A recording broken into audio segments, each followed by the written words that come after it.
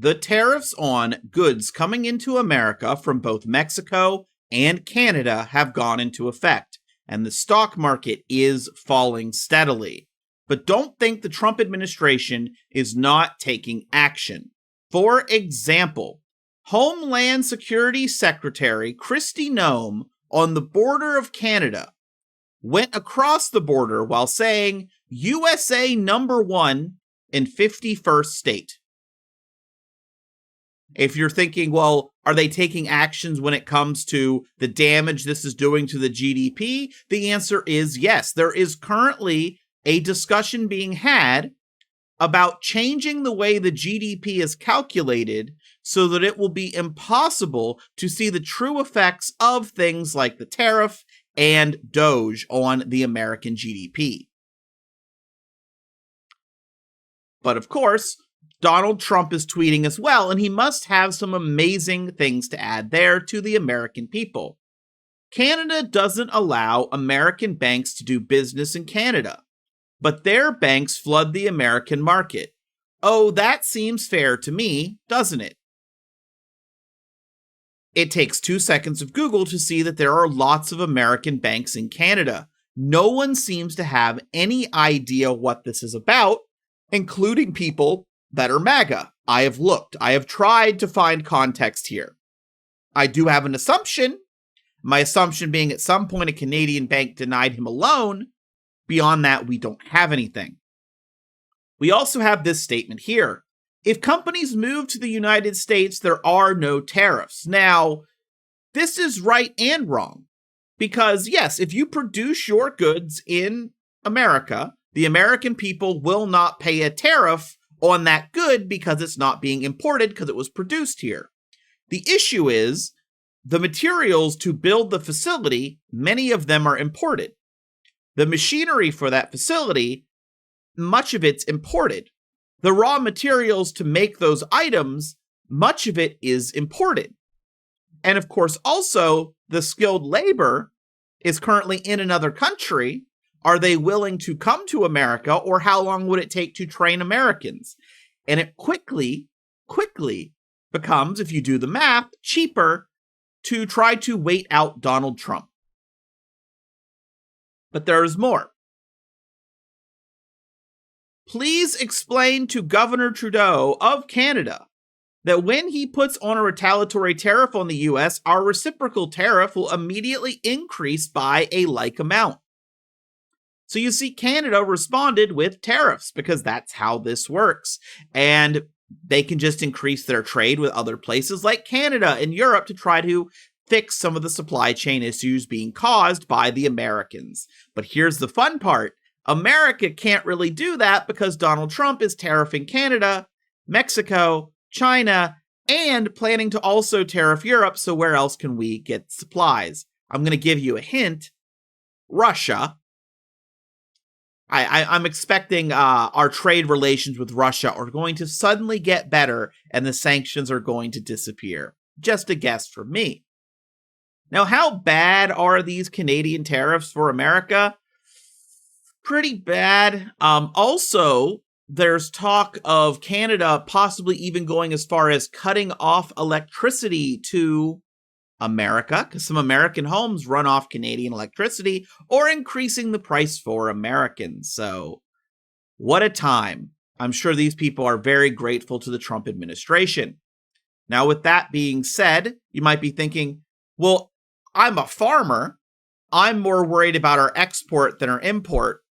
Well, if you're a farmer, you probably know about Canadian potash and how both ways you're getting screwed in this. Now, the Democrats are trying something. Trying being the key word. Meeks to introduce resolutions terminating Trump's authority to impose tariffs on Canada and Mexico. Representative Gregory W. Meeks, ranking member of the White House Foreign Affairs Committee, issued the following statement condemning President Trump's misuse of emergency authorities to impose tariffs on Canada and Mexico and announcing his intent to introduce resolutions to terminating the authority. A lot of people have asked, how can he just do this without Congress? The emergency authority is the answer. The tariffs announced today on two of America's largest trading partners, Mexico and Canada, aren't just bad policy, they're a direct hit on hardworking American families. Make no mistake, Mexico and Canada won't be footing the bill, you will. Tariffs are just another tax, and this one will cost American families an extra $1,200 each year as a result of higher prices. These reckless tariffs threaten American jobs, driving up the cost of living and push our economy closer to a recession. Now, I do want to be clear, if Donald Trump is planning to increase the tariffs as he just threatened, it will be much more than this number being cited. Donald Trump is not a king.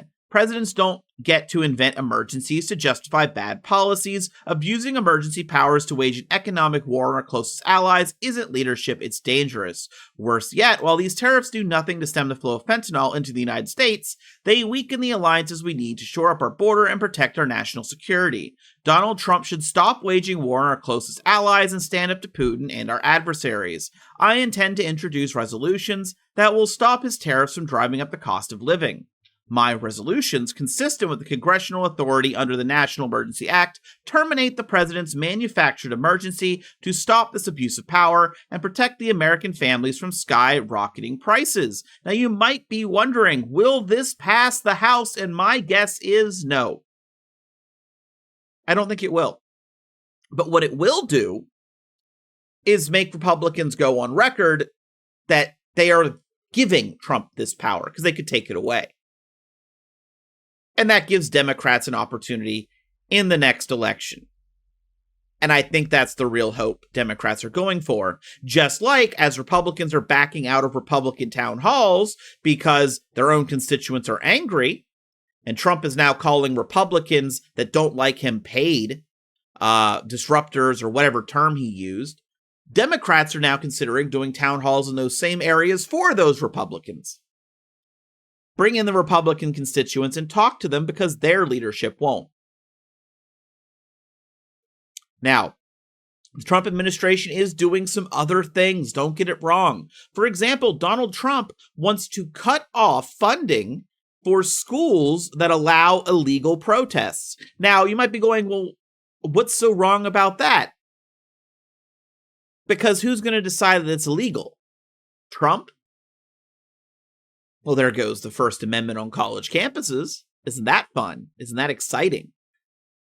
And of course, we have Doge, and Doge is saying we've saved so much money, except every time they have a big savings, there's an investigation and they have to delete it.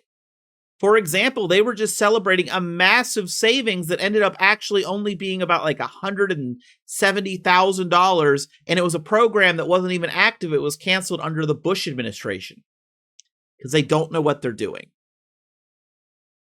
But don't worry, they did successfully defund national parks and things going into the summer, when Americans can enjoy what their tax dollars have done to preserve these ecosystems. You probably aren't going to get to do it. It's probably going to be like COVID, where it's all locked down. Except instead of due to a virus, it's going to be due to a South African.